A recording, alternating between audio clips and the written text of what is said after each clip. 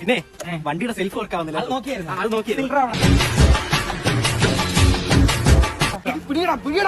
അവരും പിടിയുടെ എന്നെ പിടിക്കാതെ. ചേട്ടാ ഇവിടെ നിന്ന് കളിച്ച സീനാവും. ചേട്ടാ ഇവിടെ വെച്ചോണ്ട് നമുക്ക് മാറി സംസാരിക്കാം. ആൾക്കാരൊക്കെ നോക്കുന്നു. വിട്ട് ഇനി പറ, നീ എന്തിനു വണ്ടി എടുത്തത്? ബ്രോ 10ാം ക്ലാസ്സിൽ പഠിച്ചപ്പോ എനിക്കൊരു വണ്ടി ഉണ്ടായിരുന്നു ഇതുപോലത്തെ. അതാണെന്ന് വിചാരിച്ചാണ് ഞാൻ എടുത്തത്. എന്നിട്ട് അതിപ്പോ എവിടെയാടാ? ഞാൻ വിറ്റ്. നീ വിറ്റാ? ഞാൻ ഫണ്ണ് എവൻ കോമഡി.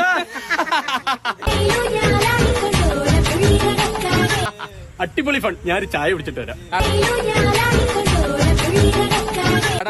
ചായയൊക്കെ ഞങ്ങൾ മേടിച്ചു തരാടാ നിനക്ക്. ഇവനെപ്പോലുള്ള കള്ളന്മാരൊന്നും ഈ നാട്ടിൽ വെച്ച് പൊറപ്പിക്കാൻ കൊള്ളില്ല.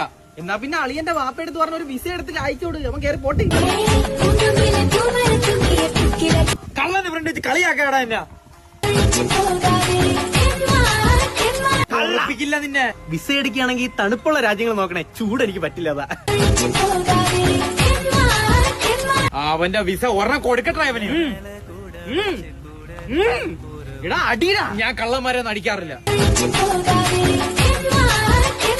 അതുകൊണ്ട് നീ രക്ഷപ്പെട്ടു. അതുകൊണ്ട് മാത്രം. നീ എന്തിനാ വണ്ടി എടുത്തോണ്ട് പോയത്? ഞാൻ ജനിച്ചു വീണത് തന്നെ ഒരുപാട് കടത്തിന്റെ മേളിലേക്കാണ്. അതൊന്നും ആശുപത്രി കട്ടിലില്ലായിരുന്നാ? യഥാർത്ഥ കാരണം പറയടാ.